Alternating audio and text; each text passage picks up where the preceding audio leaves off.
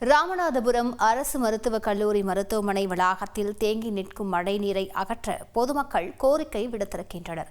ராமநாதபுரம் நகரில் கடந்த 2 நாட்களாக பெய்த கனமழை காரணமாக அங்குள்ள அரசு மருத்துவக் கல்லூரி மருத்துவமனை வளாகம் முழுவதும் முழங்கால் அளவு மழைநீர் தேங்கி நிற்கிறது. இதனால் அங்கு நோயாளிகளுடன் வருபவர்களும் சிரமத்துடன் நடந்து செல்லும் சூழல் ஏற்பட்டுள்ளது. இதனால் தொற்று நோய் ஏற்படும் அபாயம் உருவாகியுள்ள நிலையில் மருத்துவமனை வளாகம் முழுவதும் தேங்கியுள்ள மழைநீரை அகற்ற அந்த பகுதி மக்கள் கோரிக்கை விடுத்திருக்கின்றனர். இப்போ ராமநாதத்தில் சுகாதாரத்துறையிலிருந்து ஆஸ்பத்திரியை நல்ல விதமாக கட்டியிருக்காங்க. ஆனாலும் இப்போ பேஞ்ச மழையினால இந்த கிடக்கிற தண்ணி இடுப்பளவுக்கு இந்த தண்ணியும் சாக்கடையும் கலந்து வருது. இங்கே பேஷண்ட்டை பார்க்க வர்ற ஆளுகள்லாம் அட்டண்டர்லாம் திரும்பி நோயாளியாகத்தான் போக வேண்டிய சூழ்நிலை இருக்கு. இதற்கு தகுந்த நகராட்சி நிர்வாகமும் அரசும் தகுந்த நடவடிக்கை எடுத்து இந்த தண்ணிகளை அப்புறப்படுத்தி எல்லோருக்கும் உதவி செய்யுமாறு என் சார்பாக கேட்டுக்கொள்கின்றேன். பிள்ளைகளை கூட்டு வரது கொஞ்சம் சிரமமா இருக்குது, தண்ணிக்குள்ள வர்றது. ஏன்னா அந்த தண்ணிக்குள்ள என்ன கிடக்கு எது கிடக்கு எதுவுமே தெரியாதுல்ல.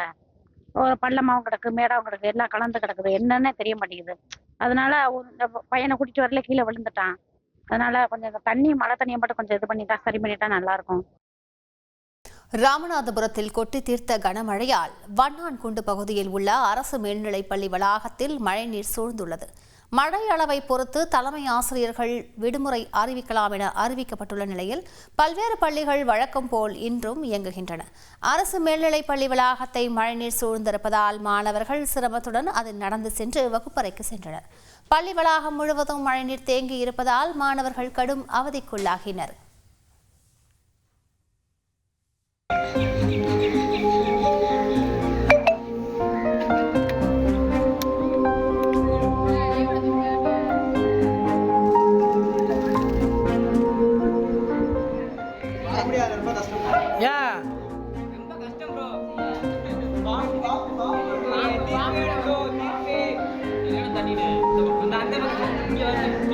எங்க காட்டு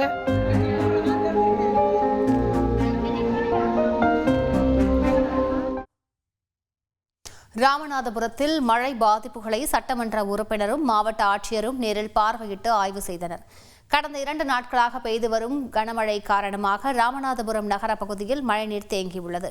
இதன் காரணமாக மக்களின் இயல்பு வாழ்க்கை பாதிக்கப்பட்டுள்ளது.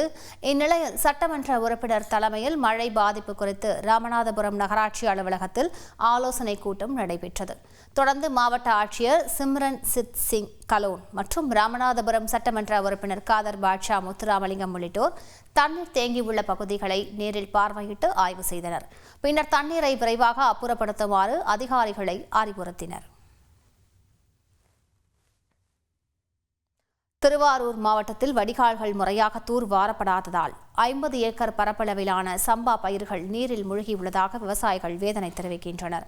இந்த மாவட்டத்தில் 1 வாரத்திற்கும் மேலாக பெய்து வரும் தொடர் மழை காரணமாக கள்ளிக்குடி, கானூர், தென் ஓடாச்சேரி உள்ளிட்ட பகுதிகளில் 50 ஏக்கரில் பயிரிடப்பட்டுள்ள சம்பா பயிர்கள் நீரில் மூழ்கியதாக விவசாயிகள் வேதனை தெரிவித்தனர்.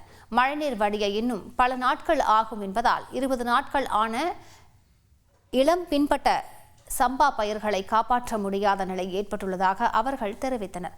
மேலும் மழைநீர் வடிகால்கள் முறையாக தூர்வாரப்படாததே பயிர்கள் முழுக காரணம் என தெரிவித்துள்ள விவசாயிகள் பாதிக்கப்பட்டவர்களுக்கு உரிய இழப்பீடு வழங்க வேண்டும் என்றும் கோரியிருக்கின்றனர்.